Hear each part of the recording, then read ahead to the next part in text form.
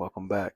Welcome back. Now, it's getting late and I wasn't going to make a video tonight, but I ended up, me and my roommate had to move some furniture, did a couple things. So I ended up skipping out on the gym today. I went yesterday and I'm going to go tomorrow.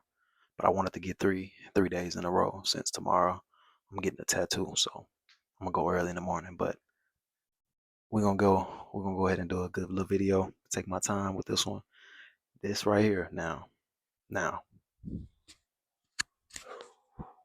a big book right here. I've never had the physical hard copy of this book. I've only had the audiobook version of it, and I've listened to it 3 times in its entirety. And I've watched, and I've listened to like little summaries or just like little snippets of it on YouTube whenever I, just needed some guidance from it.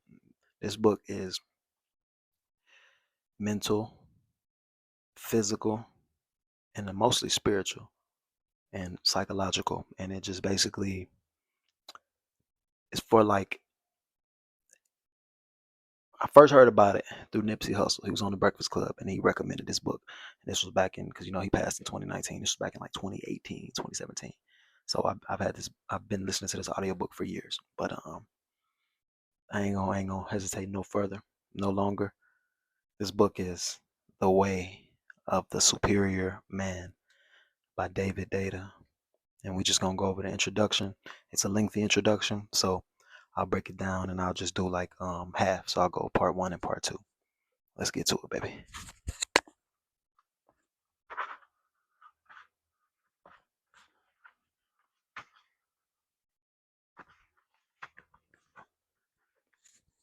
Here we go. This book is a guide for a specific kind of newly evolving man. This man is unabashedly masculine.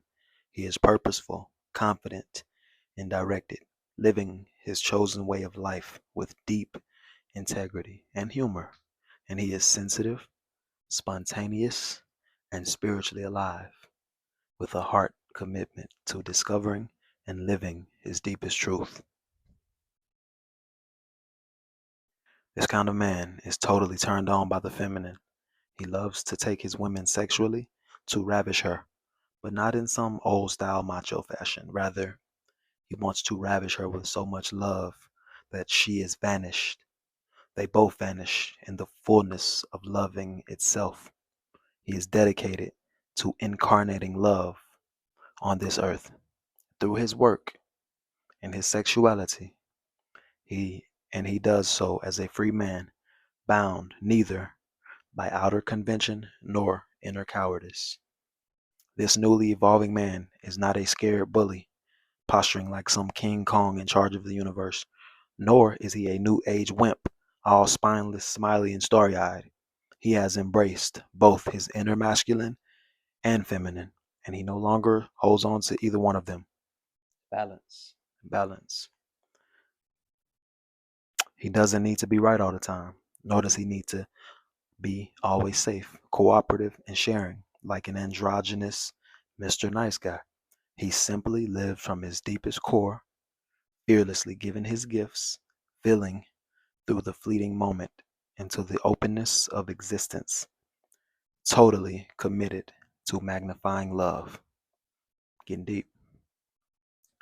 To help illuminate the purpose of the way of the superior man, I will draw on a few principles of sexuality and spiritual growth which are developed in my book, Intimate Communion. That's another book.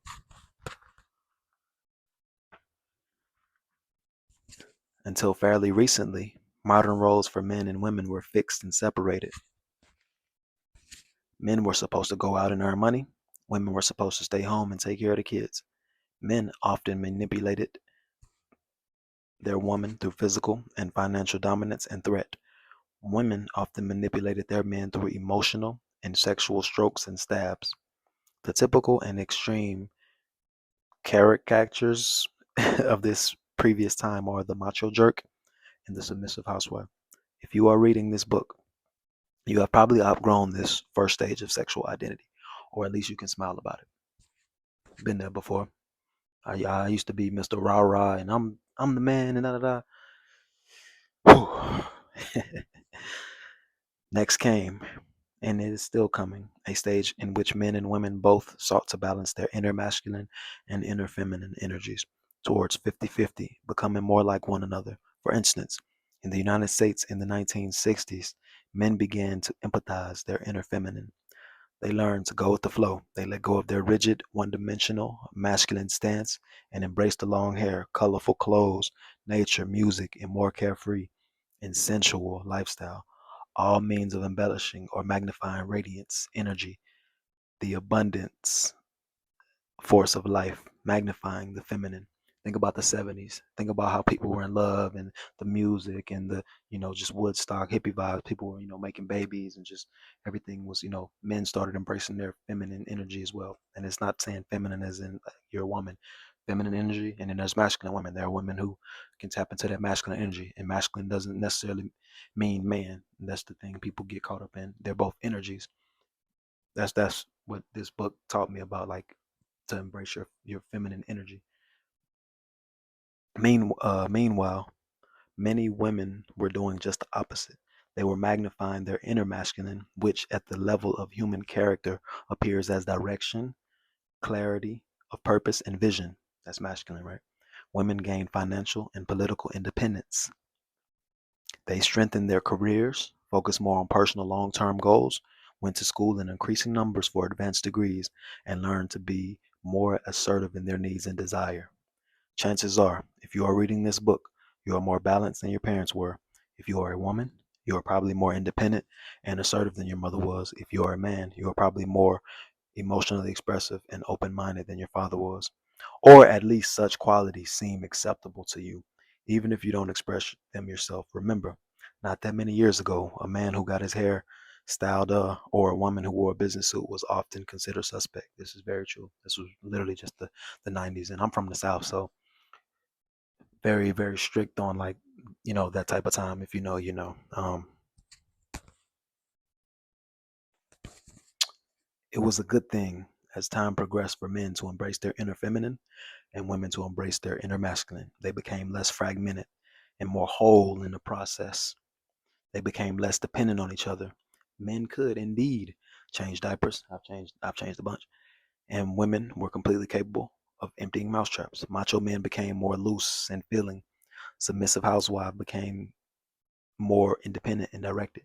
In terms of social roles, men and women became more similar. This was an improvement for everyone. But this 50-50 stage is only a second and intermediate stage of growth for men and women, not an endpoint. Side effects of this trend towards sexual similarity can be seen as a major cause of today's unhappiness and intimacy. The trend toward 50-50 has resulted in economic and social equality, but also in sexual neutrality. Bank accounts are balancing while passions are fizzling out. Men are less macho while sex and violence continue to increase on TV and in the movies. Women are more in control of their economic destiny while they go in increasing numbers to therapists and doctors to cope with stress related disease. Why is this happening? In my workshops and consultations, I hear independent and successful women complaining that many of today's men have become wimps, too weak and ambiguous to really trust. Sensitive and affectionate men are complaining that many of today's women have become ball busters, too hardened and emotionally guarded to fully embrace. Is this the ultimate expression of human sexual wisdom and evolution, or is there another step to take? To answer these questions, we need to understand the nature of sexual passion and spiritual openness. Sexual attraction is based on sexual polarity, which is the force of passion that arcs between masculine and feminine poles. All natural forces flow between two poles. The north and south poles of the earth create a force of magnetism. The positive and negative poles of your electrical outlet or car battery create an electrical flow. In the same way, masculine and feminine poles between people create the flow of sexual feeling. This is sexual polarity. You ever heard of opposites attract? That's what that is.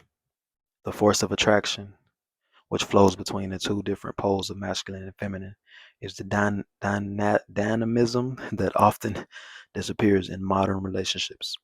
If you want real passion, you need a ravisher and a ravishee. Otherwise, you just have two buddies who decide to rub genitals in bed.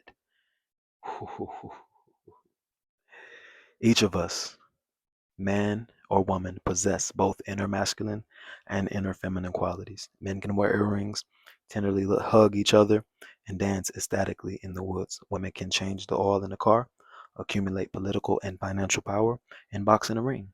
Men can take care of their children. Women can fight for their country. We have proven these things. Just about anyone can animate either masculine or feminine energy in any particular moment, although they still might have a strong preference to do one or the other, which we will get to in a moment. Almost done. I'm going to finish this last one and I'm going to give y'all my take. The bottom line of today's newly emerging 50-50 or second stage relationship is this. If men and women are clinging to a politically correct sameness, even in moments of intimacy, then sexual attraction disappears. I don't mean just the desire for intercourse, but the juice of the entire relationship begins to dry. The love may still be strong, the friendship may still be strong, but the sexual polarity fades unless in moments of intimacy, one partner is willing to play the masculine pole and one partner is willing to play the feminine. You have to animate the masculine and feminine differences if you want to play in the field of sexual passion. I'm going to stop right there. This book is deep, man. I'm gonna say it one more time. This is David Deida, The Way of the Superior Man. This is just the introduction. I'm gonna say this, right? I am 29. I have dated older women. I have dated women around my age. I've dated women in the military. I've dated women um, that grew up. I'm from Louisiana. Grew up Southern hospitality. Grew up, in the South. Women from up north, New York, like just different. So differences, right? So I will say this: there is no all like general like consensus. All men are this way, all women are that way. That's just would be ignorant to think that, right? But I've seen it for myself, so I know that to be true. And I have realized a couple things, right? I'm gonna say this. Men and women, people respond to how you move, how you carry yourself, how you're perceived. There are going to be outliers, regardless of what you do. There are going to be people who don't like you. There are going to be people who love you simply for who you are and just the way you are. There are people who have their things going on in their personal life, and they'll be that way towards you. Now, when it comes to relationships and what he's saying, and as far as this masculine and feminine energy, before I fully matured and began to learn who I am and myself and seeing the faults of my ways, seeing the consequence of my actions, I always thought like, okay, I'm a straight man, I'm heterosexual, I love women, I love beautiful women, um, and I was a narcissist. I just felt like, listen to me because I'm your man because I'm richer. You should listen to me. And naturally, but when I had to like say it and vocalize it and macho man as he says in the book, and my girlfriends at the time, they didn't say like you're not or come say nothing disrespectful to me, but I was acting like I was I was I was talking too much, I was doing too much. I wasn't living I wasn't being a masculine man. I was getting too emotional. I was being childish. I was getting jealous of other men. I was being very insecure, being very unsure of myself. So I'll say one of my exes lost a little respect for me because of the way I was carrying myself. This isn't the man that you met up front because now I'm a charismatic, confident. I believe I'm a good looking dude. I got something going for myself. But at the time, I wasn't conscious of this. I just felt like I'm never wrong. I was very irrational. You're going to do what I say because of this. And I had to get my heart broken. Things went bad. I learned a lot. Fast forward, I started tapping into I started becoming a man of action. That's why I always talk on this channel. I always say, never listen to a person's words. You watch what their actions do. If I gotta go out saying, I'm a man, I'm a man, I'm a man, I'm this and that, I'm masculine, I'm strong, and I don't believe it. I'm trying to convince myself this. If you a real man, if you masculine, you're confident, like you're naturally, you're doing the work. You're disciplined. You are in the gym, you're taking care of yourself, you're financially responsible, you're protecting, you're a provider, you're in that, it's energy, feminine and masculine energy. So you don't gotta talk about it. You just be about it. You are that. Once I started becoming that, I didn't have to convince these women. They already knew. And real women gonna attract to a real man, or what they deem to be a real man. But when you're in that rightful position as a man, which is what he's saying, is kind of lost in today's world. Y'all see how it is out here. Um, that's why women are at a point where they're like, man, I'm giving up. These men are bums. They don't have nothing going for themselves. How can I tell you as a woman to let me lead you? Do what I say. And I can't even lead myself away from that drink. I can't lead myself away from overeating. I can't lead myself away from cheating, infidelity, lying. I'm lying to you. How am I a man? And I can't even tell you the truth, even if it hurts. So the older I got, the more experience I got with dating, the more responsibility I got in the Navy, the more issues, friends I've lost, things that experience. It made me wiser. And it's like, oh, okay, I'm starting to understand things. I'm starting to understand people. I'm starting to look back in past relationships and like realize the faults that I had and acknowledge them. Nothing you can do. You can't take it back.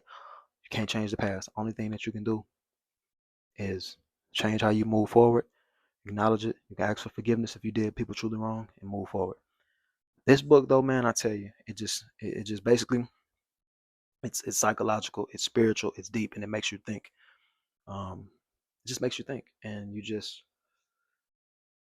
I'm trying to put it into words. You can look back at like your past relationships and see where you really been truly masculine, where you truly been in your feminine energy, and that's for men too. That's the point. That's the point I was gonna make is femininity doesn't necessarily just mean a woman, and masculinity doesn't necessarily mean a man. Like I said, it's the energy. There are feminine and masculine traits. Even the most masculine of women submit to a really masculine man. And oftentimes, that the women who are becoming hyper masculine, as these men like to complain about, is for a reason. They feel unsafe. They don't know how to trust the man. Things have happened. So once you start realizing all these things, it all starts making sense to you. It all kind of like, okay, she's this way because of this, not because she just don't trust me as a man, is anything wrong with me. She might have some other things going on, and same thing for a man. You want this woman to be feminine, this and that, and she might be a genuinely feminine woman, a genuinely feminine woman. But if you're unsure of who you are and you can't lead her, she gon' shit. I'm gonna have to do it. Like I can't trust you to lead us and take care of this family. I'm out here working. Why would I submit to you? I might as well be by myself. And that's what you see going on in today's world. So this book just basically talk about it's geared for men, and it's basically just saying become a better man. If and not just with women, work, life, like do the work. In so many words, do the work, the physical work, the mental work, the spiritual work. Once you do that, everything comes to you. And that's kind of what I've gotten from all of these books that I read is in so many words, become, and then you'll attract. Don't chase, become, and it will come to you, everything that you desire. I am Richard Wilson. As always, I appreciate you guys. Keep rocking with me. Big things coming, baby. Y'all have a good night.